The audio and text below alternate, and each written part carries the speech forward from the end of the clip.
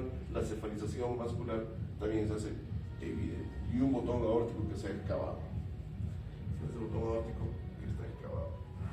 No hay la evidencia del botón aórtico porque la silueta cardíaca pues está incrementada de tamaño. Acá vamos a verlo un poco más claro. Nosotros hablamos de un flujo incrementado también como signo radiológico a nivel derecho vascular pulmonar o tenemos un resalto o la presencia de circulación a nivel de los hilios pulmonares que se encuentran mucho más marcados radiológicamente por un flujo pulmonar aumentado ya sea al lado derecho o sea al lado izquierdo. Acá tenemos el abovedamiento del cono de la pulmonar y acá tenemos la dilatación o el crecimiento de la aurícula derecha. Entonces, esto es un hallazgo bastante característico de un paciente en el que tenemos que sospechar de repente la posibilidad de estar frente a una comunicación interauricular. Pero como les digo, hasta ahorita todos son signos radiológicos. Vamos por acá. En el EKG también vamos a presentar algunas particularidades, pero que no son paraneumónicas adecuadas, son solamente hallazgos. Podemos encontrar unas P altas, podemos encontrar hipertrofia ventricular derecha que sea leve, bloqueos de rama de las de His, desviación del eje eléctrico a la derecha, pero todos son inespecíficos. Al final, el que nos va a dar la idea del defecto es la imagen ecocardiográfica. Entonces, aquí lo que mostramos nosotros es la comunicación interauricular. Aquí está la aurícula izquierda, la aurícula derecha y el defecto en el sector, la comunicación interauricular. Entonces, lo que les decía, valga la repetición, cuando nosotros hablamos de comunicación interauricular, hablamos de presiones que son mayores a nivel de la aurícula izquierda con respecto a las de la aurícula derecha. La sangre pasa de la aurícula izquierda a la derecha y hay una sobrecarga de volumen a nivel de la aurícula derecha, la cual se transmite por la aorta tricúspide hacia el ventrículo derecho y comienza todo el evento fisiopatológico. Muy bien, entonces esas son las implicancias que se dan cuando hablamos de comunicación interauricular. En la comunicación interventricular ocurre más o menos lo mismo, solamente que ahora vamos a hablar de defectos que se van a dar a nivel de la pared interventricular. Lo normal es que este defecto esté cerrado, ¿no? Para que no haya una comunicación directa entre ventrículo izquierdo y derecho. Pero no, hay un defecto en el tabique que va a condicionar una comunicación entre los ventrículos y por ende también la transmisión de presiones en sangre. Al haber mayor presión en el ventrículo izquierdo, el shunt arteriovenoso o la comunicación interventricular va a producir un paso de sangre arterial del ventrículo izquierdo hacia el ventrículo derecho, el cual tiene sangre venosa. Entonces va a haber también un cortocircuito arteriovenoso. En la pieza de anatomía patológica nosotros tenemos esta comunicación que está dada por la presencia de esta cañita. Esta es una disección del septo interventricular en el cual se encuentra el defecto a este lado, ventrículo derecho, y hacia allá, ventrículo izquierdo. Entonces la presencia de este defecto, el cual se grafica por el paso de esta cañita, es lo que representa el defecto a la comunicación interventricular. Muy bien.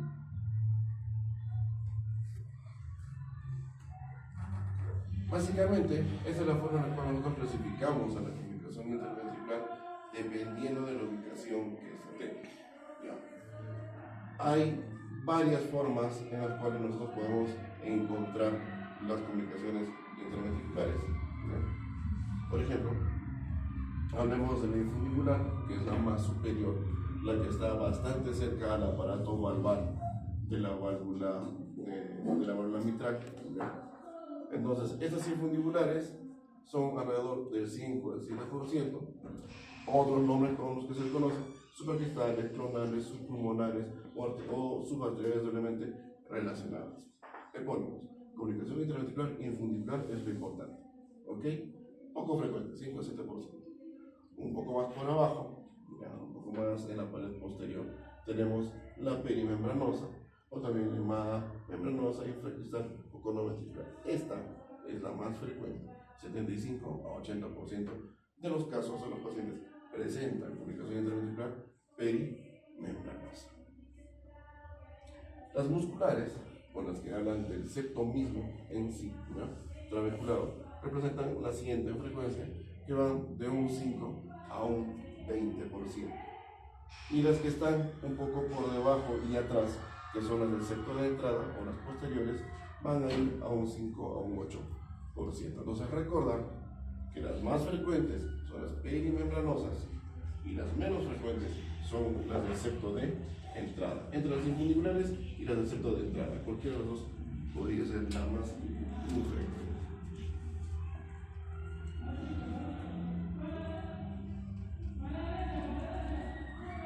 Muy bien, entonces, al haber una sobrecarga de presión o por una sobrecarga de volumen a nivel del ventrículo derecho por esta comunicación interventricular, tengo que pensar que va a haber una sobrecarga de volumen a nivel derecho vascular pulmonar, porque el ventrículo derecho va a recibir sangre de la aurícula derecha y del ventrículo izquierdo también. Entonces, todo ese volumen tiene que inyectarlo. ¿Y a dónde se va a ir? A la derecha vascular pulmonar. Entonces, al haber una suerte de hipervolemia pulmonar, tengo que pensar que esa sobrecarga de volumen pulmonar va a tener manifestaciones fundamentalmente respiratorias. Entonces, ¿qué es lo más frecuente?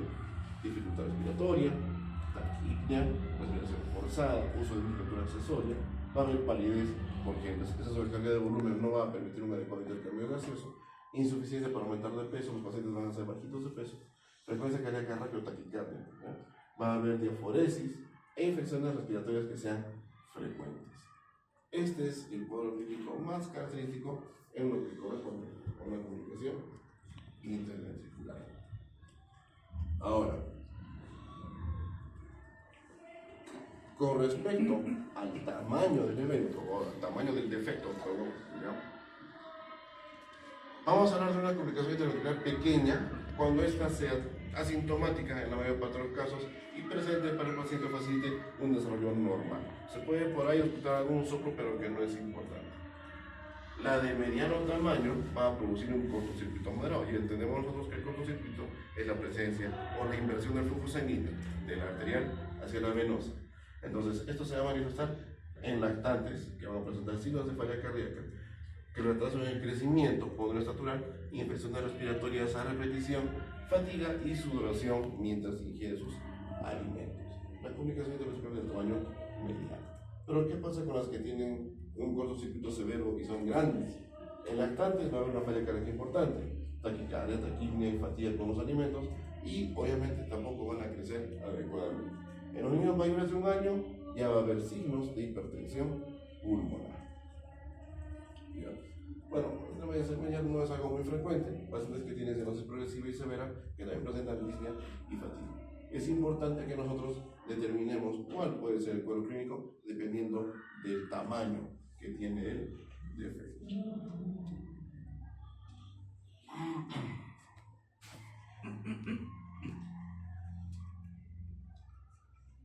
Ya.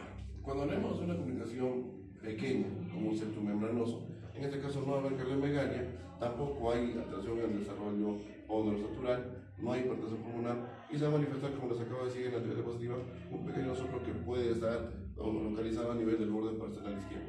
Este es pequeño, no tiene una alta frecuencia, tiende a ser decreciente y es regurgitante. Pero la presencia del soplo, el hallazgo del soplo en una comunicación interventricular pequeña no determina para el paciente mayores complicaciones como pueden ustedes verlo. Solamente se la presencia del soplo y nada más.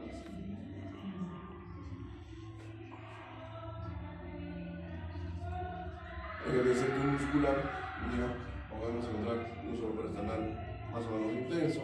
El efecto muscular se reduce durante la sístole. El soplo no es solo histórico, sino de tipo expulsivo, y la intensidad del soplo no equivale al tamaño del defecto. Pueden ser defectos pequeños del septum muscular o de la tensión del septum muscular, pero que no representan mayor compromiso en el paciente. Lo que les decía, fisiopatológicamente lo que ocurre es la comunicación a nivel de los ventrículos. Entonces, el ventrículo derecho va a sufrir la presión que ejerce el ventrículo izquierdo, haciendo que la sangre pase arterial a venosa. Eso va a traducirse en un hiperflujo a nivel a nivel del lecho vascular pulmonar, va a producir hipertensión pulmonar y eso va a producir el cuadro respiratorio en sí. Ahora, eso desde el punto de vista del ventrículo derecho. ¿Qué pasa al ventrículo hacia el ventrículo izquierdo? Como va a haber volumen que se va a perder hacia el ventrículo derecho, va a haber una suerte de volumen poco adecuado, que sea circulante, que sea oxigenado a nivel de la arteria aorta, y eso va a producir en el paciente que eventos de palidez, eventos de cianosis también, dificultad respiratoria, porque no se está dando la distribución adecuada de la sangre oxigenada.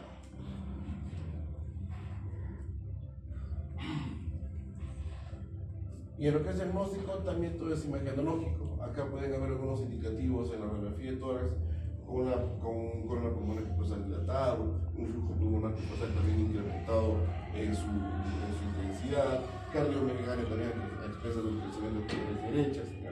Pueden haber algunas alteraciones en el EKG, un eje desviado hacia la derecha. Vamos a ver hipertrofia ventricular derecha también, o hipertrofia auricular, pero no son signos específicos así de la enfermedad.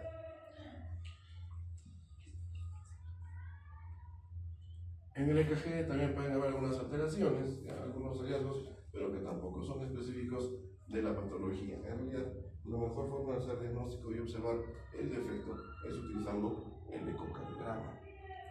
Entonces, en el ecocardiograma lo que vamos a encontrar es primero encontrar el defecto por la comunicación que va a haber entre ambos ventrículos y segundo, evaluar el cortocircuito o el shunt que se va a dar. Entonces, acá tenemos el ventrículo izquierdo y el ventrículo derecho, y entre estos la comunicación interventricular. Esta imagen no tiene imagen de flujos, porque si no veríamos que todo está rojo en el ventrículo izquierdo y estaría amarillo o verde hacia azul hacia el ventrículo derecho. Pero no podemos hablar de una inversión del flujo. Nunca el ventrículo derecho va a ganar a la presión del ventrículo izquierdo porque no está diseñado para eso. Es por eso que el flujo va a ir en un solo sentido, del ventrículo izquierdo hacia el ventrículo derecho.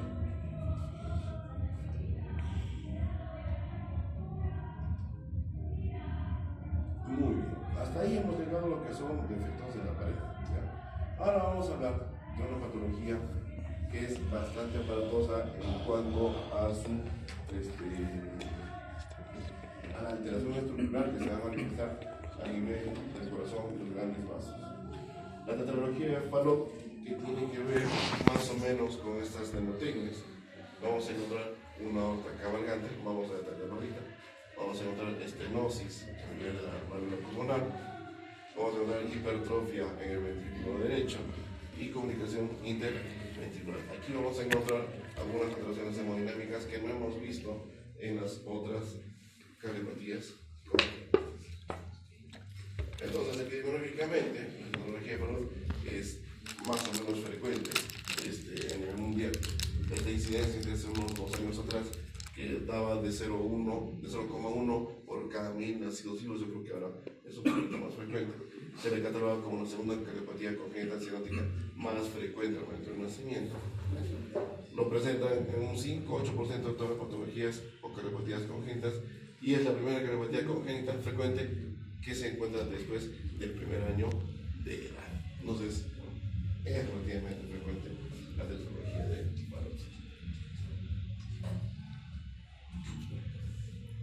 El cuadro clínico es bastante inespecífico, pero tiene que hacernos tomar en cuenta algunas cosas. Al haber distensión de la vena yugular, vamos a encontrar también cianosis, que es el perio oral de las mucosas, también a nivel de los lechos unguiales, ¿ya? Entonces, esto debe hacernos entender que hay signos de hipoxia en el paciente. Algo está ocurriendo que está produciendo la disminución en la concentración de oxígeno para el paciente. ¿Okay?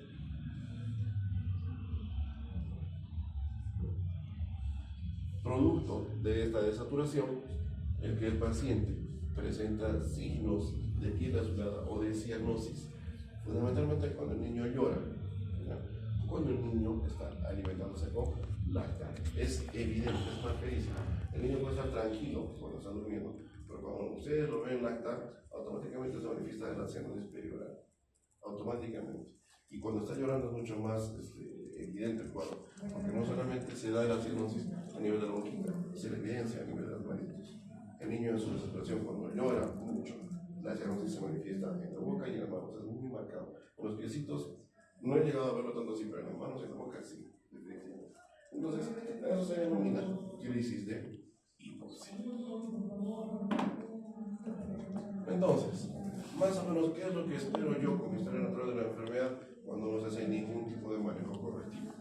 El 25% de los pacientes que se diagnostican llegan a fallecer antes del año, ¿ya? Ahora, el 40% de los que llegan a sobrevivir no pasan de los 4 años y el 70% fallecen irremediablemente antes de los 10 años de edad. Es muy frecuente que hagan accidentes trombóticos, ¿ya? Muy frecuente. Eso dependiendo de una edad avanzada y los grados de policitemia que se vaya a poder evidenciar. Ahora, ¿por qué policitemia? Eso es una respuesta fisiológica de la médula ósea, porque al haber un evento de desaturación crónico, lo que hace la médula ósea es pensar, no tengo suficiente cantidad de glóbulos rojos para transportar oxígeno, empiezo a producir más glóbulos rojos y eso produce la policitemia. Daño miocárdico, ¿ya? Vamos a encontrar esto por hipoxia, por sobrecargas de presión, como les acabo de mencionar, y también sobrecargas de volumen en el ventrículo izquierdo, los cuales le van a dar en su momento signos de falla cardíaca y de isquemia subendocárdica.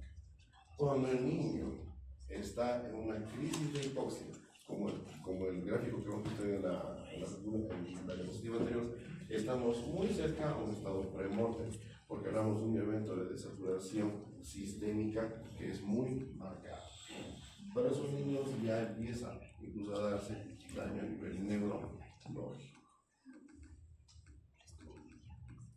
Fisiopatológicamente, lo que podemos encontrar nosotros siempre va a ser primero una estenosis de la válvula pulmonar. Bueno, sabemos cómo se comporta la estenosis de una válvula pulmonar. Esta estenosis va a condicionar que la comunicación intraventricular pueda que no sea receptiva y grande, pero va a crecer en algún momento. Va a estar localizado justo por debajo de la válvula aórtica en cuanto a su ubicación anatómica, y la raíz de la aorta grande va a cabalgar sobre la comunicación interventricular. Va a haber un retorno de sangre venosa hacia la aurícula y al ventrículo derecho, lo cual es normal, pero la sangre se va a desviar a través de la comunicación interventricular hacia la aorta.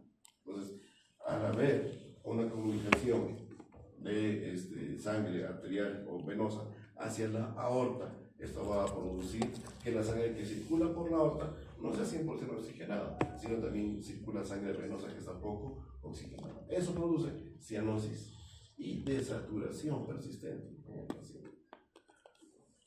Al haber este paso de sangre o esa comunicación interventricular del ventrículo izquierdo, del ventrículo derecho hacia el ventrículo izquierdo, va a haber un aumento de volumen o un hiperflujo o un flujo sanguíneo pulmonar disminuido, porque el ventrículo derecho va a presentar menos volumen, por el cual va a enfrentar al lecho vascular pulmonar. Y esto va a permitir la presencia de una alteración de la circulación colateral. Eso va a condicionar que el neonato no se adapte fácilmente a las presiones que va a manifestar, ¿no? Va a haber una alteración a nivel de las presiones, a nivel de la arteria pulmonar. Las presiones históricas y históricas máximas en ambos ventrículos se van a igualar, lo que no es fisiológico, ¿no? Y se va a producir una gradiente de presión a través del tracto de salida del ventrículo derecho obstruido. Entonces, toda esta serie de eventos lo que va a condicionar es favorecer la circulación de sangre por el tracto arterial, por el tracto de la arteria aorta, poco menos oxigenada por la presencia de sangre venosa proveniente del ventrículo derecho. El diagnóstico también se hace de forma imagenológica, ¿ya? Vámonos de frente al intraútero, ¿ya? Esto es una ecografía que se toma en el vino a nivel de intraútero en un paciente que tiene 21 semanas de gestación, en el cual ya se puede ver algunos defectos, como la comunicación interventricular del ventrículo izquierdo, el ventrículo derecho. Muchas de estas patologías pueden intentar solucionarse todavía intraútero. Hay cirugías, la medicina fetal ha mejorado bastante en los últimos años y se pueden hacer unas intervenciones previas. Esos pacientes que tenían hasta hace varios años atrás un pronóstico muy malo, ¿ya? Con medicina fetal y habiendo mejorado el aspecto de el manejo quirúrgico intraútero, tienen mejores pronósticos para sobrevivir.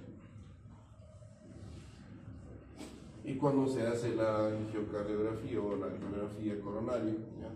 Se puede evidenciar las alteraciones a nivel de la anatomía del ventrículo derecho, ¿ya? Los hiperflujos se pueden manifestar acá, también las estenosis de las válvulas, de la válvula pulmonar, se puede evidenciar los flujos incrementados a nivel del ventrículo derecho, ¿ya? Entonces es importante que nosotros sepamos buscar o que el ecocardiografista nos determine, por eso los riesgos que está teniendo fundamentalmente a nivel de la comunicación interventricular, las presiones a nivel de los ventrículos, tanto derecho como izquierdo, y cuál es el shock que se está dando a nivel de la comunicación interventricular, para que yo llegue a determinar si estoy frente a una tetralogía de Fallot o no. Muy bien, eso es cuanto a tetralogía de Fallot. Y ahora vamos a terminar hablando sobre lo que es ductus arterioso persistente.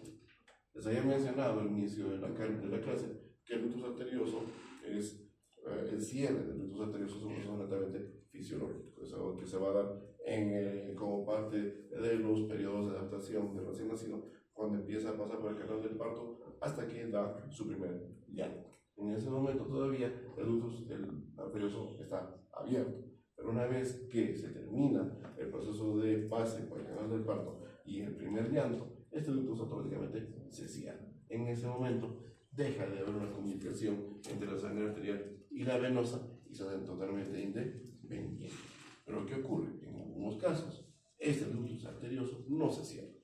Y al no cerrarse se cataloga como un ductus arterioso persistente. Este va a permitir el paso de sangre de las arterias hacia las venas. ¿Ok? Entonces, esto va a producir un aumento del flujo sanguíneo a nivel del lecho vascular pulmonar, con sangre que es oxigenada. Muy bien, entonces. Epidemiológicamente, esto es mucho más frecuente, se presenta en nacidos vivos, ¿no? Se asocia a pacientes que tienen el antecedente de ser prematuros, frecuente en el 75% de los nacidos entre las semanas 28 y 30. Más frecuente en mujeres que en varones, ¿ya? Y el 30% que no reciben ningún tipo de manejo fallecen antes de los 3 a 5 años de edad. El cuadro clínico es no muy característico. Si ustedes se dan cuenta, son hallazgos que pueden ser traducidos en otro tipo de patologías en el paciente. Hay soplos, hay cardiomegalia, hay taquimia, pueden hacerse dependientes de apoyo ventilatorio mediante CPAP o ventilación mecánica, hay trastornos del medio interno, manifestación de congestión sistémica, etcétera, etcétera. No nos dan un hallazgo clínico patognomónico. Generalmente este tipo de defectos son parte de su hallazgo, parte del estudio que se da dentro del plan de trabajo. No es que se piense en esto diagnóstico como un diagnóstico de no, sino se toma como un diagnóstico de descarte.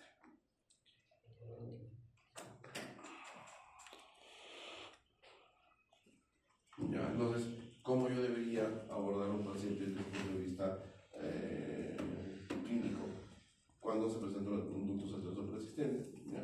La ocultación podría cambiar porque debo encontrar pulsos aumentados a nivel de la región infraclavicular izquierda, podría encontrar un soplo continuo en maquinaria, ¿ya?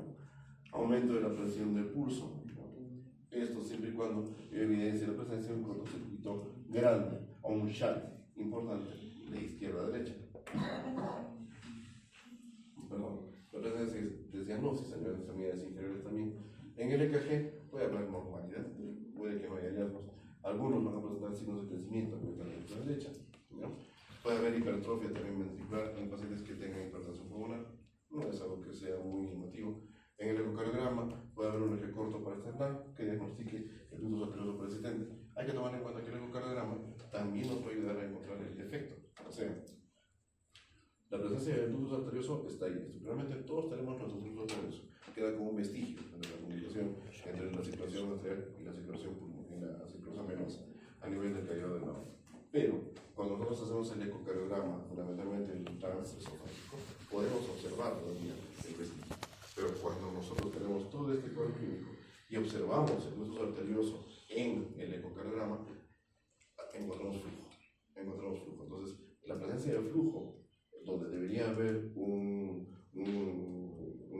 resto nada más o un hallazgo sin flujo, ya llama la atención. Y cateterismo cardíaco, una vez que yo con el ecocardiograma detecte el flujo, no puedo hacer una medición de presión muy adecuada por esa línea. Lo que tengo que hacer es cateterismo cardíaco, o un cateterismo arterial que permite llegar hasta el defecto en sí y ahí ubicarme dentro del flujo, dentro del defecto y medir la presión que se está dando a ese nivel.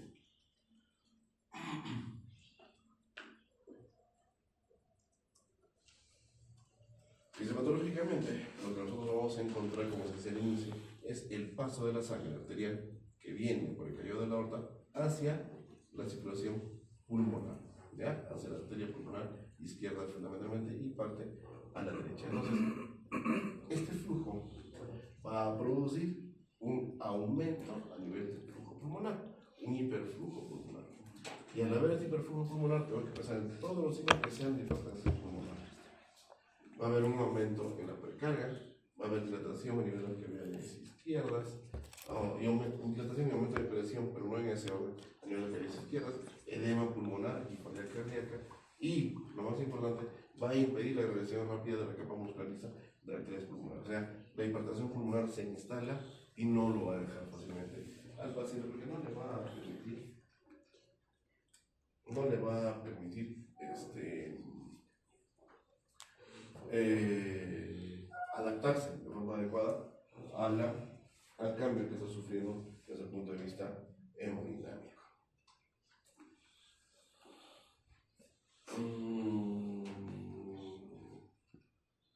Ya, esto no sé si lo aumento se va a distorsionar mucho. No, sí se lee, ¿no? ¿Sí? Muy bien. Entonces, cuando nosotros vamos a hablar de la clasificación de ductus arteriosos persistentes, vamos a hablar de los silentes, de los pequeños, de los moderados y de los grandes. Esto siempre dependiendo de las manifestaciones clínicas. Los silentes son aquellos que no van a tener ningún tipo de manifestación clínica y que solamente se diagnostican por ecocardio. Los pequeños van a presentar un soplo continuo que es audible, que es muy pequeño, sin cambios hemodinámicos y sin sobrecarga de presión a nivel de las cavidades. Los moderados van a haber un soplo que es continuo también, los fluidos van a ampliarse un poco más de repente, ya pueden encontrar sobrecarga de volumen en las cavidades izquierdas e hipertensión pulmonar, pero esta va a ser leve a moderada, con algunos datos de falla cardíaca porque sea leve o que esté compensado. Pero cuando son grandes ya es clínico de más aparatoso, con pacientes con soplo continuo, con pulsos amplios, sobrecarga importante de volumen a nivel de cavidades izquierdas, hipertensión pulmonar que puede ser incluso hasta severa, ¿ya?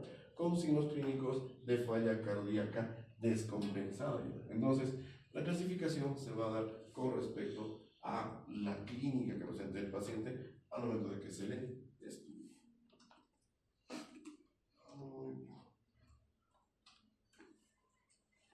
Y por último, ya tenemos entendido que hay varias formas que tenemos para intentar encontrar alguna alteración. Vamos a encontrar ritmo sinusal, no va a haber mayor alteración a nivel del QRS, pueden haber algunos datos de crecimiento de la ventrícula izquierda por sobrecarga diastólica, ¿no es cierto? Puede haber una sobrecarga sistólica del ventrículo derecho también, ¿no? De repente ondas T negativas por ahí, el segmento ST puede estar infranivelado, fundamentalmente las precordiales 1-2. Podemos encontrar también un aumento del flujo sanguíneo pulmonar, puede haber cardiomegalia que sea izquierda o que esté combinada, izquierda-derecha, y el botón pulmonar puede estar prominente, o el botón, o el ahumedamiento del cono de la pulmonar también, ¿ya? Pero lo que nos va a dar realmente el diagnóstico de certeza es la presencia del defecto a nivel del Doppler que se le haga a ese nivel. Entonces, una vez que yo encuentro el defecto, intento encontrar cuál es el flujo que se tiene. Fundamentalmente, este paso tendría que ser en un solo sentido, ¿ya? Por la presencia de tubos arterios o por la presencia de las presiones a nivel de del callado de la aorta versus la arteria pulmonar, y es por eso que mayormente es rojo, es por el pase que se da en un solo sentido de la sangre, desde el lecho vascular, desde el lecho arterial aórtico hacia el lecho arterial pulmonar. Muy bien. Eso sería lo que es correspondiente a cardiopatías congénitas. Vamos con una pregunta. Aquí, claro. Es un poquito complicado, pero en realidad, o sea, son temas que hay que saber, pero como les digo, no es parte de lo que ustedes van a enfrentar en lo inmediato que se les viene, que es un internado clínico, un serum. Bueno, o sea, todas estas jamás las vamos a pensar como diagnósticos de índice, todos son diagnósticos de descargo. En mi paciente puedo pensar que una falla cardíaca brutal, le mando a su ecocambio y resulta que tiene un defecto, ya sea una complicación auricular, una ventricular, una tetralogía, o puede ser un glucosa resistente. Son todos diagnósticos de descargo. Así que, a no ser que lo suyo vaya a ser la cardiología y dentro de eso el estudio de lo que es cardiopatías congénitas, bacán. Pero con que sepan lo general, con que sepan cómo identificarlo, en qué consiste,